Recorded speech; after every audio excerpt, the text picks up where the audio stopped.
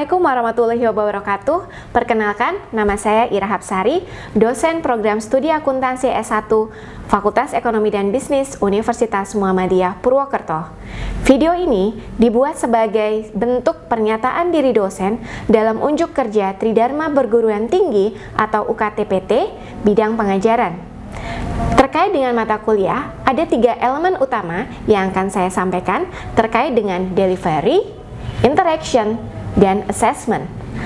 Sesuai dengan konsentrasi dan bidang keilmuan yang saya tekuni, yaitu akuntansi keuangan, adapun mata kuliah yang saya ampu dan akan saya deskripsikan pada kali ini, yaitu adalah mata kuliah akuntansi biaya. Mata kuliah akuntansi biaya adalah mata kuliah wajib dengan bobot 3 SKS dan diberikan kepada mahasiswa jurusan akuntansi semester 3 dengan syarat mahasiswa sudah lulus mata kuliah akuntansi dasar.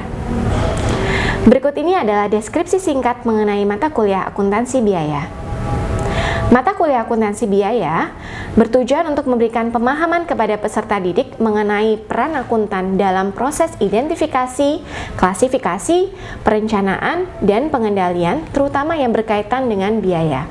Konsep informasi akuntansi biaya yang berorientasi kepada kebutuhan manajemen, terutama pengambilan keputusan strategik yang berdasarkan informasi biaya yang relevan. Adapun CPL Prodi yang dibebankan kepada mata kuliah akuntansi biaya adalah sebagai berikut. CPL yang pertama adalah bertakwa kepada Tuhan Yang Maha Esa dan mampu menunjukkan sifat religius. Yang kedua, menjunjung tinggi nilai kemanusiaan dalam menjalankan tugas berdasarkan agama, moral, dan etika. Yang ketiga, menjelaskan konsep dan teori akuntansi biaya pada perusahaan. Yang keempat, mampu melakukan pengambilan keputusan yang tepat berdasarkan analisis dan informasi biaya yang akurat. Yang kelima, mampu merumuskan fungsi manajemen, mulai dari perencanaan, pengorganisasian, penyusunan staf, pengarahan, dan pengendalian serta evaluasi pada level operasional di berbagai tipe organisasi. Yang terakhir adalah mampu mengambil keputusan manajerial yang tepat di berbagai tipe organisasi pada tingkat operasional berdasarkan analisis data dan informasi pada fungsi organisasi. Adapun outcome atau capaian yang ingin dicapai dalam mata kuliah akuntansi biaya adalah yang pertama, mahasiswa mampu untuk menjelaskan informasi akuntansi biaya yang berguna dalam perencanaan dan pengendalian perusahaan yang sesuai dengan etika dan sifat religius sehingga bermanfaat dengan baik bagi manajemen perusahaan. Selanjutnya, mahasiswa mampu memiliki konsep yang benar mengenai informasi akuntansi biaya dan mampu memanfaatkan informasi tersebut dalam melaksanakan fungsi pokok manajemen, yaitu perencanaan dan pengendalian kegiatan perusahaan. Tentu saja, untuk meraih capaian tersebut, maka CPMK tersebut kita turunkan menjadi sub CPMK yang diterapkan ke dalam 14 kali pertemuan dan 14 materi. Adapun sub CPMK tersebut adalah sub CPMK pertama, yaitu adalah mahasiswa mampu menjelaskan definisi akuntansi biaya, konsep biaya, dan klasifikasi biaya di pertemuan ke-1 dan kedua. Materi perkuliahan yang akan saya berikan terkait dengan akuntansi biaya dan pengertian biaya, serta konsep dan perilaku biaya. Sub CPMK yang kedua, yaitu mahasiswa memiliki pemahaman dan keterampilan mengenai analisis biaya untuk pengambilan keputusan. Di pertemuan ketiga ini, materi yang diberikan adalah dasar-dasar analisis biaya untuk pengambilan keputusan. Sub CPMK yang ketiga, yaitu mahasiswa menguasai sistem manajemen biaya dan dapat menghitung biaya untuk penentuan harga pokok produksi. Hal ini dibahas di pertemuan keempat sampai pertemuan ke-7. Adapun materi yang diberikan yaitu terkait dengan biaya bahan baku, biaya tenaga kerja, biaya overhead pabrik, dan departementalisasi biaya overhead pabrik. Di pertemuan ke-8 kita ada ujian tengah semester. Selanjutnya, di sub CPMK yang keempat, mahasiswa mampu untuk mengidentifikasi, menentukan, dan menghitung biaya-biaya yang diperlukan dalam proses produksi. Sub CPMK ini diberikan di pertemuan ke-9 dengan materi adalah masalah-masalah khusus yang berhubungan dengan bahan baku. Selanjutnya, Sub CMK yang kelima adalah mahasiswa mampu untuk mengidentifikasi masalah-masalah khusus bahan baku dan menguasai metode-metode akuntansi untuk permasalahan tersebut. Di pertemuan ke-10 hingga ke-13, materi yang diberikan adalah terkait dengan metode harga pokok pesanan full costing, metode harga pokok proses pengantar, metode harga pokok proses lanjutan, serta metode harga pokok variable costing. Di sub CPMK ke-6, yaitu di pertemuan ke-14 dan ke-15, materi yang diberikan adalah mahasiswa mampu untuk menjelaskan dan mahir menggunakan metode pengumpulan biaya produksi yang ditentukan di muka untuk tujuan pengendalian manajemen dalam pengambilan keputusan yang lebih baik. Materi yang diberikan yaitu adalah sistem pengendalian biaya taksiran dan sistem pengendalian biaya standar. Selanjutnya di pertemuan ke-16, yaitu adalah ujian akhir semester. Sebagai acuan utama yang saya ambil di daftar pustaka, ada dua acuan yang saya ambil, yaitu acuan utama yaitu buku Akuntansi Biaya oleh Pak Mulyadi terbitan 2016 UPP STIM YKPN. Kemudian saya menggunakan modul dosen akuntansi biaya. Kemudian pustaka tambahan yang saya gunakan yaitu adalah pustaka dari Lennon serta Anderson, Dasar-Dasar Akuntansi, edisi keempat, buku 1, penerbit Salemba 4, Jakarta. Dalam mata kuliah akuntansi biaya ini terdiri dari 16 kali pertemuan, yaitu 14 kali pertemuan tatap muka untuk penyampaian materi, 1 kali pertemuan untuk ujian tengah semester, dan 1 kali pertemuan untuk ujian akhir semester. Strategi pembelajaran yang saya terapkan adalah synchronous dan asynchronous learning. Selama masa peralihan dari masa pandemik ke new normal, pertemuan dilakukan secara blended learning, yaitu offline, tatap muka di kelas, serta online, menggunakan metode tatap muka online seperti media Zoom, Google Meet, didukung oleh WA Group, serta LMS. LMS yang digunakan di UMP dapat diakses di laman onclass.ump.ac.id.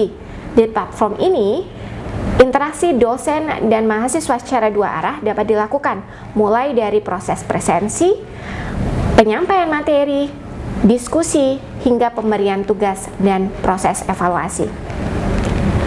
Metode pembelajaran yang saya gunakan yaitu adalah ceramah, kemudian diskusi, cooperative learning, contextual teaching and learning, serta collaborative learning.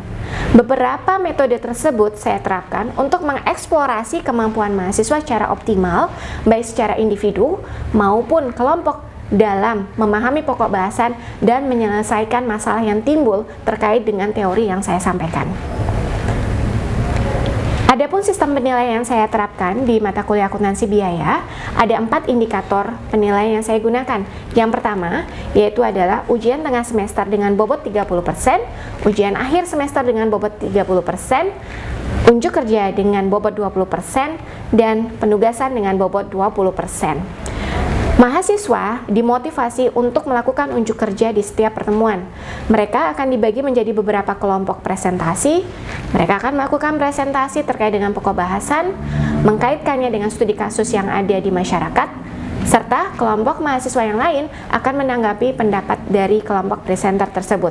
Setelah itu, materi akan saya berikan dan kita akan melakukan diskusi dengan mahasiswa.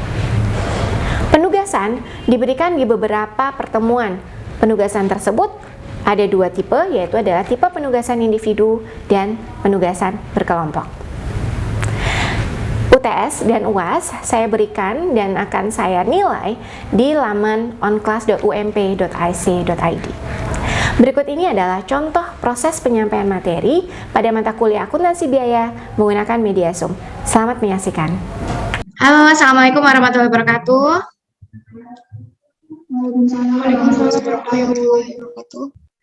Apa kabar semua teman-teman? Sehat semuanya? Alhamdulillah sehat Ibu. Oke, alhamdulillah kita bisa berkumpul pada siang hari ini di mata kuliah akuntansi biaya. Sekarang pertemuan kedua ya. Kemarin di pertemuan pertama kita sudah membahas apa saja? Membahas mengenai apa itu pengertian akuntansi biaya. Kemudian perbedaan antara akuntansi keuangan dengan akuntansi manajemen. Kemudian gimana posisi akuntansi biaya di dalam akuntansi keuangan. Nah, sekarang di pertemuan kita pada siang hari ini kita akan membahas mengenai klasifikasi biaya Dan kita akan belajar untuk mengenal biaya tersebut. Kenapa? Karena dengan kita mengenal biaya, kita akan mudah untuk mengklasifikasikannya dan mudah untuk mengatur di mana sih sebenarnya posisi biaya tersebut bisa terjadi, bagaimana sih cara kita kontrol biaya tersebut. Nah, oke. Sekarang saya akan coba share screen ya. Oke, kita akan main sebentar, kita akan coba lihat dan mengukur seberapa jauh sih teman-teman tahu kira-kira kita bisa menebak ini komponennya dengan biaya dan di perusahaan apa saja. Oke, silakan teman-teman masuk ke Kahoot IT. Disarankan 2 device ya. Oke, kita mulai. Udah siap ya? Mata kuliah akuntansi biaya. Pertanyaan yang pertama, di bawah ini adalah beberapa macam tipe perusahaan, kecuali, silakan, perusahaan perseorangan, perusahaan jasa, perusahaan manufaktur, dan perusahaan dagang. 3 jawaban masuk. Betul, ini baru ada 3 jawaban pertanyaan. Pertama yaitu adalah berapa macam tipe perusahaan. Jadi ada 3 macam tipe perusahaan, yaitu adalah perusahaan dagang, perusahaan jasa, serta perusahaan manufaktur. Jadi perusahaan perseorangan itu bukan merupakan jenis perusahaan. Next. Contoh produk hasil perusahaan manufaktur adalah ada Indomie, ada GoFood, ada Telkomsel Halo, atau betul semuanya? Ini saya main merek nih di sini, tapi kita akan coba lihat. Tuh, Indomie. Masih ada satu yang salah, nggak apa-apa. Jadi kalau perusahaan manufaktur itu adalah perusahaan yang dia menghasilkan dari bahan mentah untuk kemudian jadikan produk jadi. Nah, kalau kita lihat tipikalnya, berarti di sini adalah Indomie yang paling cocok. Kemudian, siapakah? Masih Mbak Tiara, kemudian Mbak Ari, Mbak Dea, Mbak Feli, sama Mbak Abdina. Next. Pertanyaan ketiga, pertanyaan terakhir. Klasifikasi biaya yang jumlahnya selalu berubah mengikuti tingkat produksi adalah biaya tetap, biaya fluktuatif, biaya variabel, atau biaya operasional. Biaya variabel. Jadi biaya variabel itu dia jumlahnya itu akan sangat tergantung dengan volume produksi.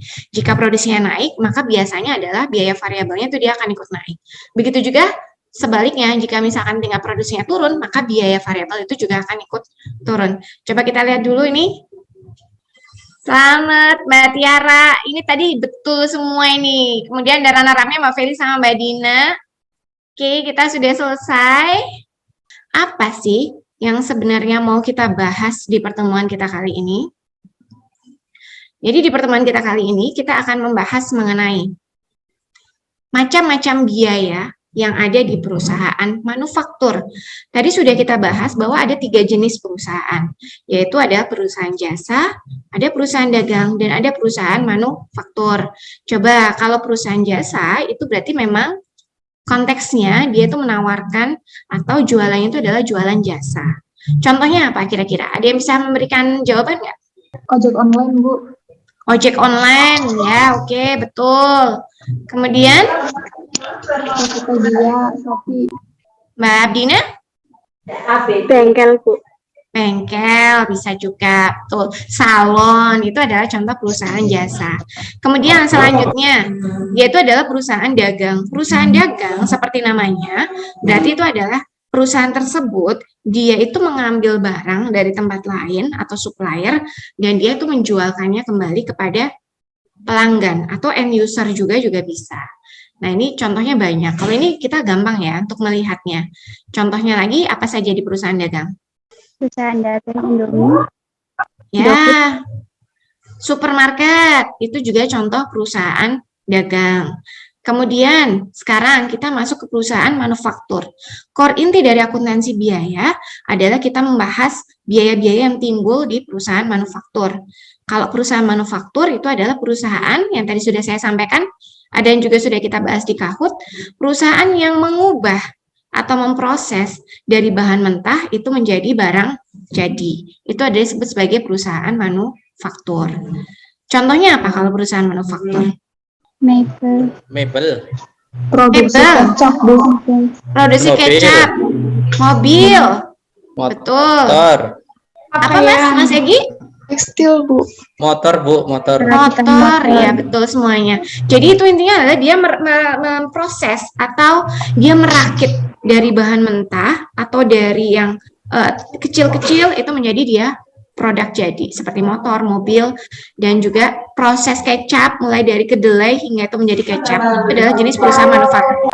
Nah, setelah kita memahami beberapa jenis perusahaan, tadi sudah saya sampaikan sebelumnya bahwa inti dari akuntansi biaya adalah kita akan melihat sebenarnya biaya apa saja sih yang timbul di perusahaan manufaktur. Nah, ini adalah manufacturing physical flows. Jadi alurnya, ada yang namanya biaya bahan baku, ada biaya tenaga kerja langsung, dan ada namanya biaya overhead pabrik. Nah, biaya bahan baku tentu dibutuhkan untuk kita memproses bahan tersebut agar bisa menjadi end produknya. Seperti kalau misalkan di sini saya kasih contohnya ada Indomie, ada Mebel, ada maaf saya sebut merek ya, ada kosmetik dari Body Shop, ada es krim, kayak gitu.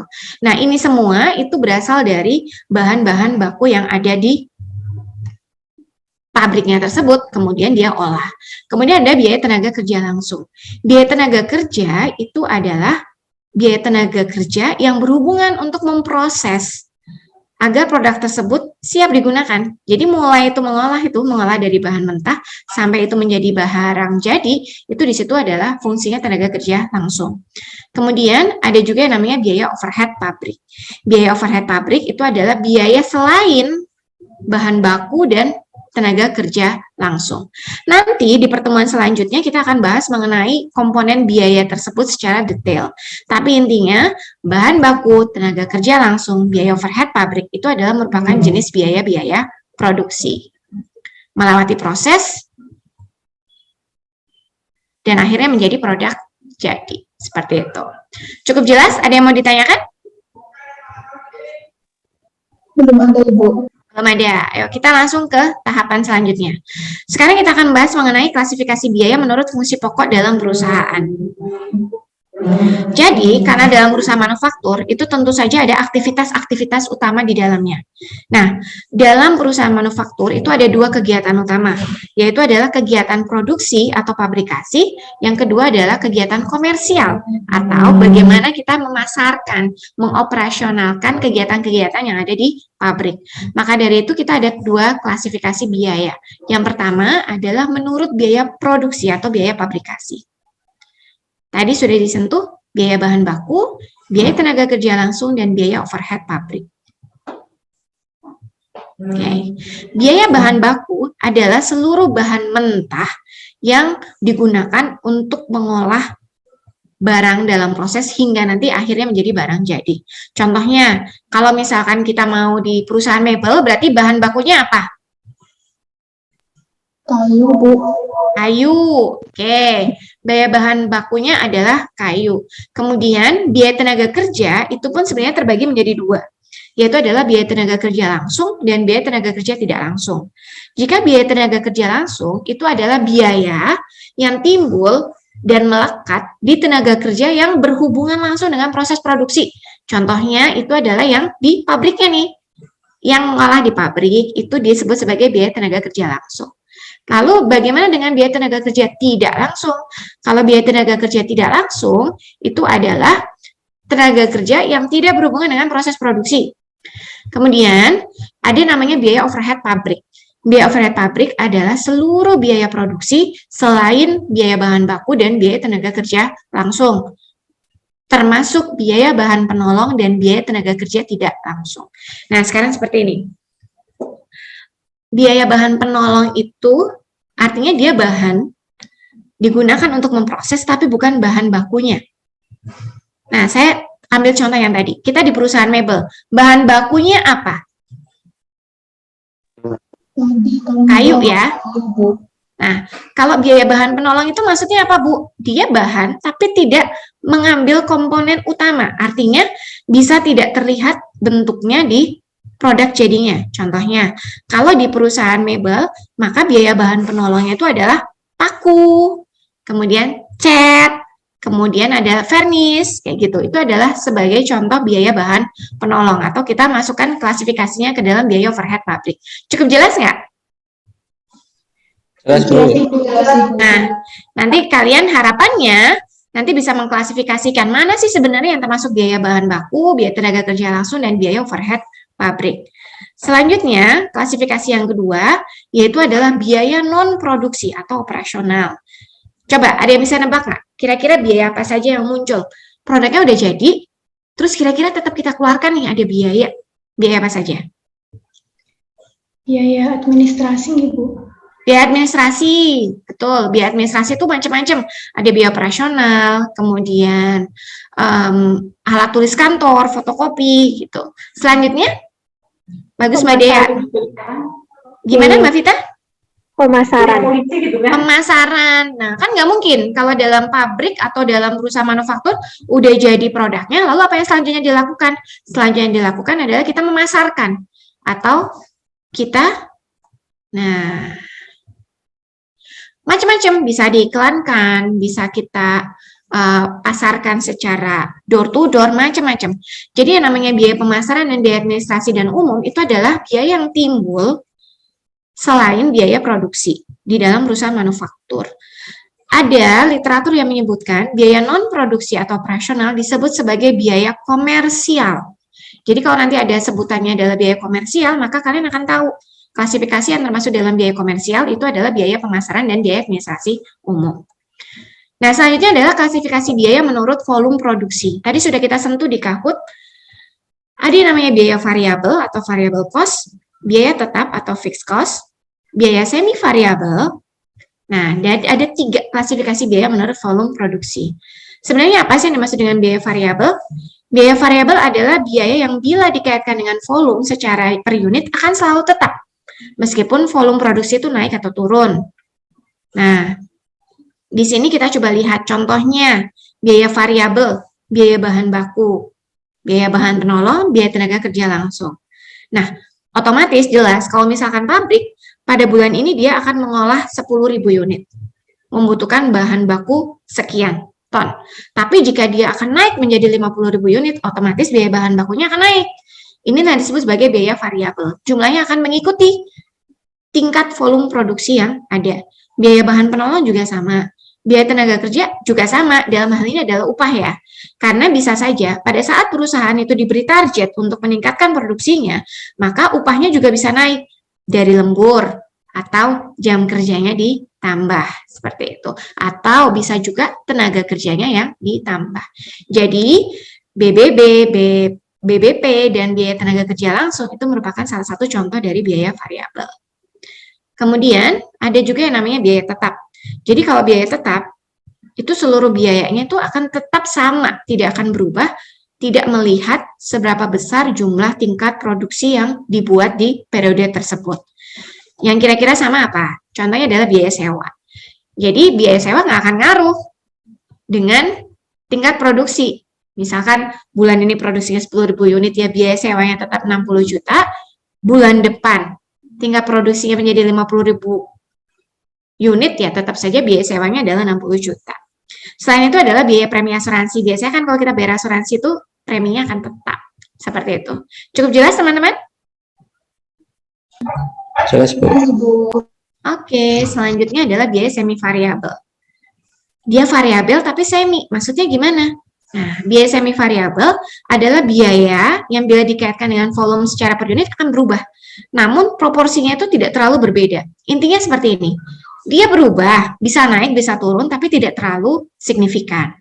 Contohnya adalah biaya listrik, biaya air, biaya telepon, dan biaya pemeliharaan mesin. Jadi dia akan naik turun sesuai dengan penggunaan atau tingkat produksi, tetapi jumlahnya tidak akan terlalu jauh.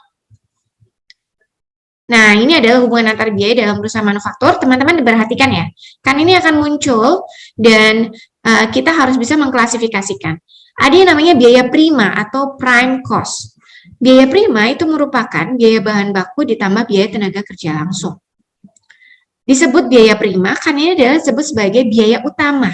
Artinya yang harus ada dalam proses produksi, yaitu biaya bahan baku dan biaya tenaga kerja langsung. Selanjutnya ada yang disebut sebagai biaya konversi. Conversion cost itu terdiri dari biaya tenaga kerja langsung ditambah biaya overhead pabrik. Nah, ini disebut konversi. Kemudian, yang ketiga adalah biaya komersial. Ini yang tadi saya sebut ya. Biaya komersial itu adalah biaya pemasaran ditambah biaya administrasi dan umum. Jangan lupa nanti teman-teman pahami ini lagi lebih lanjut di rumah. Sekarang kita akan identify. Kalian tahu IKEA nggak, teman-teman? Nah, di sini kita akan coba, silakan teman-teman, kita akan melihat, kalau di sini saya ambil contoh, 2 contoh, nanti sisanya teman-teman kerjakan di rumah. Kalau di sini kayu, dia merupakan bahan baku langsung, dan dia merupakan biaya variabel, dan dia merupakan biaya produksi. Kalau upah tenaga kerja bagian mesin, karena dia berhubungan dengan proses produksi, maka dia disebut sebagai biaya tenaga kerja langsung, biaya variabel, dan biaya produksi. Sekarang coba, siapa yang mau coba menjawab? Kalau mur dan baut itu termasuk biaya apa? Biaya overhead pabrik, Bu. Overhead pabrik, BOP, karena Iya. dia merupakan penolong ya. Kemudian dia variabel atau tetap? Variabel. Biaya variabel. Kemudian dia termasuk biaya produksi atau biaya periodik, biaya komersial? Biaya produksi, Bu. Biaya produksi, karena dia merupakan biaya overhead pabrik. Nah, ini nanti dilihat dulu, silakan nanti teman-teman juga identifikasi, kita akan cek nanti di pertemuan selanjutnya ya. Nanti jika ada pertanyaan yang kurang jelas, teman-teman bisa tanyakan ke saya. Cukup jelas yang ini? Cukup jelas, Ibu. Oke. Nah, kita sudah sampai di kesimpulan bahwa ada 3 jenis perusahaan, yaitu apa saja tadi? Jasa, dagang, dan manufaktur. Jasa, dagang, dan manufaktur. Kemudian, ada 3 jenis biaya produksi yang hanya ada di perusahaan manufaktur, yaitu biaya, Bahan baku. oke, Biaya tenaga kerja langsung, biaya Oke. overhead. Oh, ya, good job. Kemudian, selanjutnya ada 2 biaya komersial, yaitu Administrasi. administrasi dan umum. Kemudian ada 3 jenis biaya menurut volume produksi, yaitu adalah biaya variabel, Tetap dan biaya semi variabel. ya tetap dan biaya semi variabel. Nah, nanti di rumah teman-teman juga coba buka lagi sambil dilihat literatur-literatur dan juga contoh kasusnya di masyarakat. Di sini saya akan berikan tugas. Kemarin kan kita sudah membagi teman-teman menjadi beberapa kelompok presentasi ya. Nah, tugas ini dikerjakan secara berkelompok. Silakan saudara-saudara cari 1 contoh perusahaan yang ada di Indonesia boleh, yang ada di luar negeri juga boleh. Silakan teman-teman diskusikan bagaimana mereka mengelola perusahaannya dari sudut biaya produksi dan biaya komersial yang terlihat tentu saja. Yang kira-kira kalian bisa kenali, bisa dari websitenya, bisa dari iklannya, bisa dari produknya. Sampaikan opini kalian dalam bentuk makalah. Detailnya sudah saya upload di onclassump.ic.id ya. Jadi nanti teman-teman dilihat saja detailnya dan kita akan dikumpulkan di pekan depan di laman LMS OnClass-nya tersebut. Ada pertanyaan terkait tugas? Cukup, Bu. Paham. Cukup. Nah, jadi jangan lupa dipahami lagi, kalian jangan lupa presensi di OnClass dan di pertemuan pekan depan kita akan membahas mengenai detail biaya bahan baku, biaya tenaga kerja langsung, dan juga biaya overhead pabrik. Semoga teman-teman sehat-sehat semua ya. Jika tidak ada pertanyaan, kita cukup akhiri sampai di sini saja. Thank you. Wassalamualaikum warahmatullahi wabarakatuh. Sehat-sehat semuanya. Waalaikumsalam warahmatullahi wabarakatuh. Terima kasih, Bu. Terima kasih. Demikian adalah akhir dari PDD UKT PT bidang pengajaran. Wassalamualaikum warahmatullahi wabarakatuh.